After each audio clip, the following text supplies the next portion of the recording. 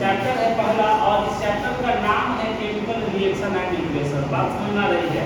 जिसको हिंदी में हम बोलते हैं रासायनिक अभिक्रिया। रिएक्शन का मतलब क्या है? रिएक्शन को शॉर्ट में लिखे हुए हैं तो ऐसे भी लिख सकते हो, कोई दिक्कत नहीं, पूरा ना लिख करके। तो चैप्टर का नाम है केमिकल रिएक्शन एंड इक्वेशन। ये पहला चैप्टर है रसायन शास्त्र का, क्लास 10 का। समझ में आ गया? अब देखो इसमें सबसे पहले हमको समझना है केमिकल रिएक्शन, जिसको बोलते हैं हम रासायनिक अभिक्रिया। चैप्टर का नाम है केमिकल रिएक्शन। उसके बाद हम समझेंगे इक्वेशन का, कैसे इक्वेशन बनाया जाता है। तो केमिकल, अगर केमिकल रिएक्शन के बारे में हम समझें तो केमिकल रिएक्शन होता क्या है?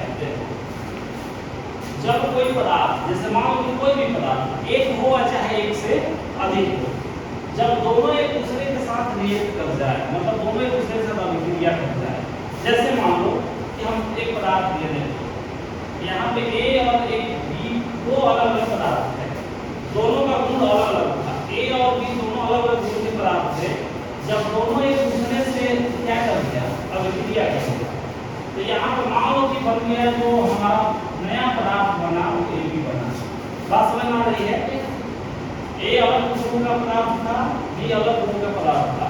जब दोनों एक दूसरे के साथ अभिक्रिया कर गया तो अभिक्रिया करने के बाद जो AB बना ये एक नया पदार्थ बनेगा, और नया पदार्थ बनेगा जो दोनों के गुण से अलग होगा। हो सकता है दोनों का गुण जैसा भी हो जाए, समझ में आ गया? जो A का भी गुण रखता हो, B का भी गुण रखता हो, ये दो या दो से अधिक या एक भी पदार्थ हो सकता है, केवल A रहता और अभिक्रिया करके वहाँ पे एक भी बना देगा। बात समझ में आ रही है? यहाँ पे हम दो पदार्थ लिए हुए थे, दोनों का गुण अलग अलग था। A और B दोनों एक दूसरे से अभिक्रिया करके वो नया पदार्थ बना दिया AB। समझ आ गया? तो ये जो अभिक्रिया हुई, ये जो पूरा घटना हुआ यहाँ पे A और B दोनों एक दूसरे के साथ अभिक्रिया कर गया, तो यहाँ पे AB का निर्माण हो गया। AB एक नया पदार्थ बन करके मेरे सामने आया। तो इस घटना को हम लोग क्या कहते हैं? रासायनिक अभिक्रिया। क्या कहते हैं? रासायनिक अभिक्रिया। मतलब रासायनिक अभिक्रिया की अगर कोई परिभाषा पूछे, जिसको इंग्लिश में केमिकल रिएक्शन बोलते हैं, तो हम ये बता सकते हैं कि जब दो पदार्थ या एक पदार्थ अगर एक दूसरे के साथ अभिक्रिया करके एक नए पदार्थ का निर्माण जब करें तो उसको हम क्या बोलते हैं? रासायनिक अभिक्रिया। आप देखो रासायनिक अभिक्रिया। दूसरा हमको यहाँ पे इक्वेशन दिख रहा है। देखिए जो पूरा का पूरा ये A और B दोनों एक दूसरे के साथ अभिक्रिया करके एक नया पदार्थ बना दिए, तो इसको हम लोग बोलते हैं केमिकल रिएक्शन। क्या बोलते हैं? Chemical reaction. क्या बोलेंगे? Chemical reaction. एकदम समझना है, समझ रहे हो? Chemical reaction. रिएक्शन को पूरा नाम लिख करके ऐसे, ये पूरा लिखने में थोड़ा सा समय लगता है, तो हम लोग ऐसे शॉर्ट में लिख देते हैं RKA, मतलब इसको रिएक्शन कहते हैं, जिसको अभिक्रिया बोलेंगे। बात समझ आ गई ना? थोड़ा सा इस बात को लिख लो, उसके बाद हम आगे समझाते हैं इक्वेशन क्या है। हाँ, इक्वेशन क्या है इसको थोड़ा सा लिख लो, पहले समझाने की कोशिश करते हैं इसमें, और देखो क्या क्या होगा। रासायनिक अभिक्रिया में समझा रहे थे कि A और B, हम एग्जांपल लिए हुए A और B जब दोनों एक दूसरे से अभिक्रिया किया तो क्या बन गया? AB। देखो ये पूरा नया प्रक्रिया होगा। समझ में आ गया? A और B एक दूसरे से अभिक्रिया करके AB का निर्माण कर दिया। AB एक नया पदार्थ बन करके मेरे सामने आया। अब देखो ये जो इस साइड दिखता है इसको हम लोग बोलते हैं, ये वाला A और B जो अलग अलग दिख रहा है, इस साइड वाले को ये एक एरो है जिसको तीर का निशान बोलते हैं। समझ आ गया ना? तो ये एरो का ये हेड है और ये क्या है? टेल। इधर जो वाला उसको हम लोग बोलते हैं प्रोडक्ट। क्या बोलते हैं? प्रोडक्ट। अंग्रेजी में प्रोडक्ट लिखते हैं और हिंदी में बोलते हैं हम लोग क्या बोलते हैं? प्रतिफल। अरे बोलो हाँ या ना? इसको बोलते हैं रिएक्टेंट। रिएक्टेंट का मतलब हो गया कि इसको बोलते हैं प्रतिकारक। क्या बोलते हैं? समझ में आ गया? तो ये इसको रिएक्टेंट बोलते हैं। A और B दोनों में समझना जरूरी है। A और B अलग अलग है, इसको रिएक्टेंट, इस साइड वाले को लेफ्ट साइड वाले को रिएक्टेंट बोलेंगे और इसको बोलते हैं हमको प्रोडक्ट। मतलब A और B जो ये दोनों एक दूसरे से अभिक्रिया करने के बाद जो पदार्थ नया बना उसको हम लोग बोलते हैं प्रोडक्ट। समझ में आ गया? जिसको उत्पाद भी हिंदी में बोला जाता है। समझ में आ रहा है? नहीं आ रहा है? या उसको प्रतिफल भी बोला जाता है। तो दिक्कत इसको तो असल लिख लो, पहले लिखना जरूरी है, फिर हम आगे रासायनिक अभिक्रिया के बारे में और समझते हैं। तो इसको हम रिएक्ट करा रहे हैं क्लोरीन के साथ। इसके साथ रिएक्ट करा क्लोरीन के साथ रिएक्ट कर रहा है। अब देखो जी H2 यहाँ पे है और ये क्या है, एक एग्जांपल लेकर थोड़ा सा समझाते हैं तुमको हम, ताकि हम लोग को क्लियर हो जाए। अब देखो ये जो लड़का यहाँ पे बना, जब दोनों यहाँ पे थोड़ा सा देखो, ये दोनों अभिकारक है। क्या है? अभिकारक है, मतलब इस साइड है तो इसको अभिकारक है, अंग्रेजी में इसको रिएक्टेंट बोलते हैं। अब देखो हाइड्रोजन यहाँ पे कितना है? 2 है। क्लोरीन कितना है? 2 है। दोनों जब एक दूसरे के साथ अभिक्रिया किया तो अभिक्रिया करने के बाद में बन गया HCl। क्या बना है? HCl। इसका नाम है हाइड्रोजन। क्या बोलते हैं इसको? हाइड्रोजन। अरे बोलो हाँ, समझ आ रहा है ना? इसको क्या बोलेंगे बच्चे? इसको बोलेंगे क्लोरीन। अरे बोलो हाँ चाहे ना, इसको क्या बोलेंगे हम लोग? क्लोरीन का, हाँ क्लोरीन। अरे बोलो ही देखो, इसको लिख लो, हिंदी में थोड़ा सा लिख लो, क्लोरीन। क्या बोलेंगे हम लोग इसको? क्लोरीन बोलेंगे। ये जब दोनों रिएक्ट किया तो क्या बना है? Hydrogen chloride. अरे क्या बना है? Hydrogen chloride. Hydrogen chloride. बात समझ में आ गई ना? तो हाइड्रोजन क्लोराइड, इसको थोड़ा सा लिख लो क्लोराइड। ये क्लोरीन। तो जब ये दोनों एक दूसरे के साथ रिएक्ट किया, यानी कि हाइड्रोजन और क्लोरीन जब रिएक्ट किया, मतलब दोनों के साथ अभिक्रिया जब किया, तो मेरा जो प्रोडक्ट बना है वो क्या बना है? क्या बना है? Hydrogen chloride. बना कि नहीं बना? अब एक बात थोड़ा सा समझो, ये दोनों, ये जो अभिक्रिया को हम लोग बोलते हैं कि रासायनिक अभिक्रिया है, लेकिन जो देखो रिएक्शन जब इसको इक्वेशन बोलते हैं, समीकरण। समीकरण मैथ में पढ़ा होगा, समीकरण को क्या बोलते हैं हम? इक्वेशन को समीकरण बोलते हैं। समीकरण तभी होगा जब दो साइड हो। क्या हो? 2 साइड है, दायां साइड होगा और क्या हो? बायां साइड। देखो इसमें 2 साइड है, एक इधर दिख रहा है, एक उधर दिख रहा है। दिख रहा है क्या? दिख रहा है। तो इक्वेशन बराबर हम लोग को करने आना चाहिए। मतलब कोई भी अगर समीकरण है तो समीकरण मतलब बैलेंस होना चाहिए, अनबैलेंस नहीं होना, संतुलित होना चाहिए। बैलेंस को हिंदी में क्या बोलेंगे? संतुलित। और अनबैलेंस को हम लोग क्या बोलते हैं? असंतुलित बोलेंगे। तो यहाँ पे देखो ये बैलेंस होना चाहिए पहले से। अब देखो ये बैलेंस नहीं है, इस पे भी क्वेश्चन पूछा जाता है। हम आगे जैसे रासायनिक अभिक्रिया में आगे बढ़ेंगे, यहाँ से 5 नंबर का क्वेश्चन आता है। 5 को ऐसा इक्वेशन समीकरण लिख देगा और वो अनबैलेंस होगा, मतलब असंतुलित होता है। बोर्ड के एग्जाम में पूछ लिया जाता है और कहता है कि इसको संतुलित करके तुम बताओ कि संतुलित कैसे होगा। तो संतुलित करना मतलब असंतुलित को संतुलित करना हम सिखाएंगे अगले क्लास में, ठीक है? तो थोड़ा सा टाइम लगेगा, लेकिन अभी इसको हम लोग करना सीख रहे हैं। देखो यहाँ पे हाइड्रोजन कितना है भाई? 2। देखो प्लस लिख रहे हैं, ये H2 है, प्लस में क्या होगा? Cl। ये जब अभिक्रिया किया तो क्या बना दिया भाई? Cl। हाइड्रो को हाइड्रोजन, दो को क्लोरीन था, लेकिन यहाँ पे हाइड्रोजन कितना है? 1। मतलब इधर का जितना है ना उतना इधर होना चाहिए। समझ आ गया? तो यहाँ पे हाइड्रोजन 1 है, क्लोरीन 1 है। इधर हाइड्रोजन 2 है, क्लोरीन 2 है। कम किधर है? इधर है, किस साइड? इधर है।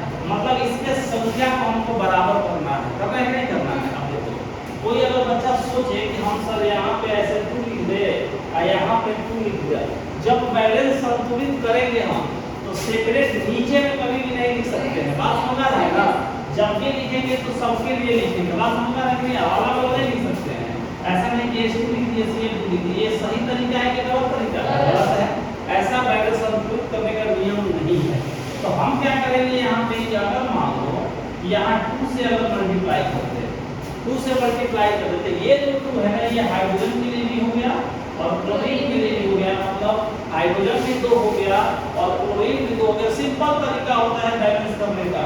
इसमें संतुलित करने का कोई ज्यादा गणित नहीं है। सारे जो एटम्स है ना उसको देख लेना, उसका संख्या कितना है, अभिकारक की तरफ कितना है, प्रोडक्ट की तरफ मतलब रिएक्टेंट की तरफ कितना है, थोड़ा साइड में लिख लो। हम एकदम आसान तरीका बताएं कैसे बैलेंस होगा।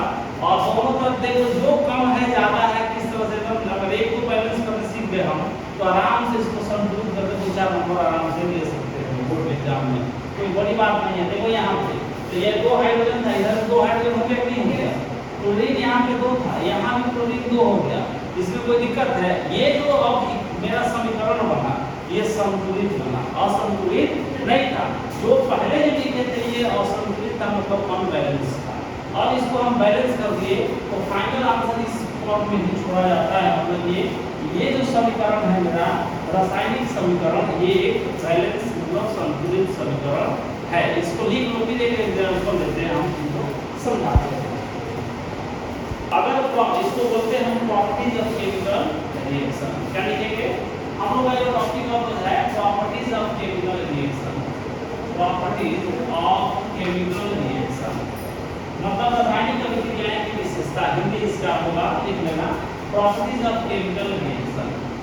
अब देखो अगर कोई केमिकल रिएक्शन होगा, मतलब इसको हिंदी में हम लोग बोलेंगे रासायनिक अभिक्रिया, क्या बोलते हैं केमिकल रिएक्शन, तो टोटल यहाँ पे जो प्रतिफल बनेगा इसको हम लोग प्रोडक्ट बोलते हैं।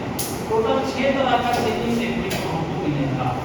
पहला जो बताए हैं तुमको कि यहाँ पे गैस की उत्पत्ति होगी। जैसे मान लो जी, अगर मान लो कि ए और बी रिएक्ट किया तो प्रोडक्ट क्या बना है, ए बी बना। तो हम ये बता रहे हैं कि जो परिवर्तन होगा परिवर्तन जो होगा तो सामने से बैठो नहीं पढ़ना जाओ। तो ए और बी अगर मान लो कि यहाँ पे प्रतिकारक है और ये दोनों जो प्रतिफल बना है ए बी बना है, तो हम यहाँ टोटल बताए हैं कि 6 तरह का परिवर्तन देखने को हमको मिलता है। 6 तरह का परिवर्तन पहला जो होगा ताप में, मतलब जो गैस की उत्पत्ति, पहला लिखवाए हैं गैस की उत्पत्ति हुई। जैसे मान लो कि ए और बी जब दोनों एक दूसरे से रिएक्ट किया तो अभिक्रिया किया तो ए बी बना, नया वो प्रतिफल बना जिसको प्रोडक्ट बोलते हैं। तो यहाँ पे गैस का उत्सर्जन होगा, समझ रहे हो, मतलब गैस की उत्पत्ति होगी। तो पहला जो परिवर्तन देखने को मिलता है इसको बोलते हैं हम लोग evolution of gas, evolution of क्या होगा गैस। पहला जो होगा मतलब यहाँ से गैस इवॉल्व होगा, पहला चेंजिंग देखने को मिलेगा कोई भी रासायनिक अभिक्रिया हो। दूसरा जो हम बताए हैं क्या बताए हैं, change in temperature, change in क्या होगा टेम्परेचर, ताप में परिवर्तन भी देखने को मिलता है। अरे बोलो यस से नो, चेंज इन टेम्परेचर। दूसरा, तीसरा क्या लिखवाए हैं, तीसरा लिखवाए हैं किसी को आगे किसी को बोल सकते हो चेंज इन स्मेल, गंध में भी परिवर्तन देखने को मिलता है। चेंज इन क्या होगा स्मेल। बात समझ में आ रही है यार, बोलो हाँ या ना।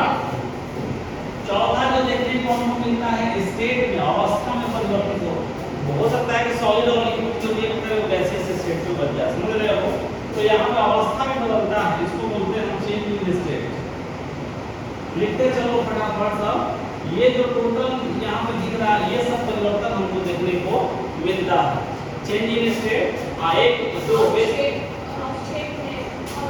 एक जो होगा स्टेट जो वेस्ट प्रोडक्ट भी बनाता है, समझ रहे हो, मतलब जिसको अवक्षेप बनाते हैं, समझ रहे हो। तो वेस्ट प्रोडक्ट का भी यहाँ पे फॉर्मेशन होगा। बोलो हाँ है ना। ये कितना हो गया, ये सब जो हमको दिखता है, एक होता है चेंज इन कलर, कलर भी बदलेगा, रंग में भी परिवर्तन होता है। टोटल ये सब चेंजिंग देखने को मिलता है, चेंज इन कलर। हाँ या ना, समझ में आ रहा है ना। देखो कोई भी रासायनिक अभिक्रिया होगी तो इतने तरह का परिवर्तन हमको देखने को मिलता है, टोटल 6 तरह का। जैसे इवोल्यूशन ऑफ गैस, गैस की उत्पत्ति होगी। दूसरा चेंज इन टेम्परेचर, तापमान में परिवर्तन देखने को मिलेगा। जब कोई नया प्रतिफल बनेगा उस टाइम जब दो रासायनिक अभिक्रिया होगी। चेंज इन स्मेल, मतलब गंध में भी परिवर्तन देखने को मिलेगा। सबका एग्जांपल हम दिखाएंगे तुमको। और चेंज इन स्टेट, अवस्था भी बदलेगा, सॉलिड लिक्विड और गैस अवस्था जानते हैं ना, ये तो अवस्था में भी परिवर्तन देखने को मिलेगा। वेस्ट प्रोडक्ट का भी फॉर्मेशन होगा। और छठा जो होगा चेंज इन कलर, रंग में भी परिवर्तन देखने को मिलता है। ये टोटल 6 तरह का चेंज देखने को मिलता है कभी भी रासायनिक अभिक्रिया। अब ये कोई जरूरी नहीं कि 6 का 6 एक ही साथ दिख जाए, ऐसा नहीं है कि सब परिवर्तन 6 जो परिवर्तन पूरा छठा परिवर्तन दिखवाए हैं सब एक ही केमिकल रिएक्शन में दिख जाए हर बार, नहीं, ऐसा कोई नियम कानून नहीं है। कभी कोई दिखेगा कभी कोई दिखेगा, हो सकता है 2 परिवर्तन दिख जाए, एक साथ 3 परिवर्तन, लेकिन ऐसा कोई जरूरी नहीं जब रासायनिक अभिक्रिया होगी ना तो 6 का 6 परिवर्तन देखने को मिल जाए, ऐसा नहीं होता है। समझ में आ गया। हाँ 1-2 परिवर्तन देखने को समझें, लेकिन इतना तरह का परिवर्तन रासायनिक अभिक्रिया के फलस्वरूप हमको देखने को मिलता है। इसको नोट कर लो, फिर आगे बढ़ते हैं। नोट करो जल्दी से इसको। ओके, देखो कल के क्लास में हम लोग पढ़ेंगे रासायनिक समीकरण, केमिकल इक्वेशन पढ़ेंगे। केमिकल इक्वेशन कैसे बैलेंस करते हैं, कैसे लिखते हैं, इसके बारे में कल की क्लास में हम डिटेल देखेंगे। समझ में आ गया। इतना नोट करो सब, इतना पढ़ करके